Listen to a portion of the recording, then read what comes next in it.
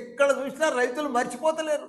రైతుల గుండెలల్లా కేసీఆర్ కేసీఆర్ కేసీఆర్, యువకుల గుండెలల్లా కేటీఆర్ కేటీఆర్ కేటీఆర్. అంత పని చేసిండ్రు, అంత అభివృద్ధి చేసిండ్రు, అంత డెవలప్ చేసిండ్రు. ఇప్పుడు చూస్తే 22 నెలలు అయ్యింది, ఎక్కడ చూసినా ఘోరమే. యాడేసిన గొంగడి ఆడనే. ఎక్కడ ఒక రియల్ ఎస్టేట్ దానికి పోతే అయితే ఒక ప్లాట్ అమ్మతలేదు, ఒక అపార్ట్మెంట్ అమ్మతలేదు, ఒక గజం అమ్మతలేదు. రైతులైతే బిడ్డ పెళ్లి చేస్తే కూడా అప్పుడు పోతలేదు. అంత ఘోరం అయిపోయింది. అసలు కరోనా కంటే కూడా అధ్వానమే. కరోనా మంచిగుండే. కరోనా 2 ఏళ్ళు వచ్చినా ప్లాట్లు అమ్మినాయి, బిజినెస్ అయింది, వ్యాపారాలు నడిచినాయి, అన్ని బంద్ ఉన్నా నడిచినాయి, పైసలు ఆడినాయి. ఇప్పుడు అసలు పైసలే ఆడతలేవు, పైసలే కనిపిస్తలేవు. ఓ మాయమైనట్టేనా, ఓ మంత్రం చేసినట్టేనా, ఇదంతా ఎందుకైంది వచ్చేదంతా అని ప్రజలందరూ కూడా డిస్కషన్ వచ్చారు.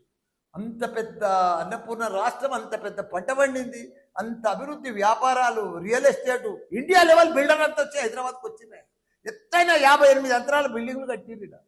అమ్ముడు పోయినాయి. ప్రపంచమంతా హైదరాబాద్ అంటే ఒక సింగపూర్, న్యూయార్క్ లెక్క చూసి ఆ చుట్టూ దాన్ని అంతా బిత్తరపోయింది, బోసిపోయింది. ఇప్పుడు ఆ రింగ్ రోడ్ వెంబడి వస్తుంటే హైదరాబాద్ అంతా ఫైనాన్షియల్ సిటీ వస్తుంటే అంటే బాధ అవుతుంది. బిల్డర్స్ అంతా అవుట్ అయిపోయారు, కష్టాలలోకి వచ్చేసి. ఇవన్నీ కూడా కాబట్టి మనం అంతా ప్రజలు కూడా అందరూ గమనించాలి.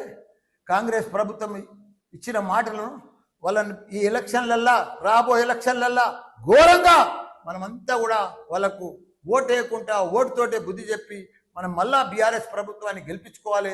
మనం పాత రోజులకు మళ్ళీ రావాలి. మనం మళ్ళీ కేసీఆర్ మళ్ళీ సీఎం కావాలి. మనం అందరం కూడా ఒక యూనిట్ తోటి టీం వర్క్ కూడా జూబ్లీహిల్స్లో కూడా వాళ్ళు ఎంత చేసినా, ఎంత ఖర్చు పెట్టినా గ్యారంటీగా బీఆర్ఎస్ పార్టీ గెలుస్తారు. తప్పకుండా మేమంతా కూడా ప్రతి వాళ్ళ తిరిగి ప్రతి ఒక్కరికి కూడా ప్రజలకు అర్థమైపోయింది. వీళ్ళ మోసపూరిత పదార్థం, వీళ్ళ బాకీలన్నీ మొదలు ప్రజలకు గట్టి ఓటు అడగాలని చెప్పి ప్రజలు ఇంటింటికి పోతే వాళ్ళు ఇదే నిలదీయాలని కూడా చెప్తున్నా. అందరికి కూడా జై తెలంగాణ, జై కేసీఆర్.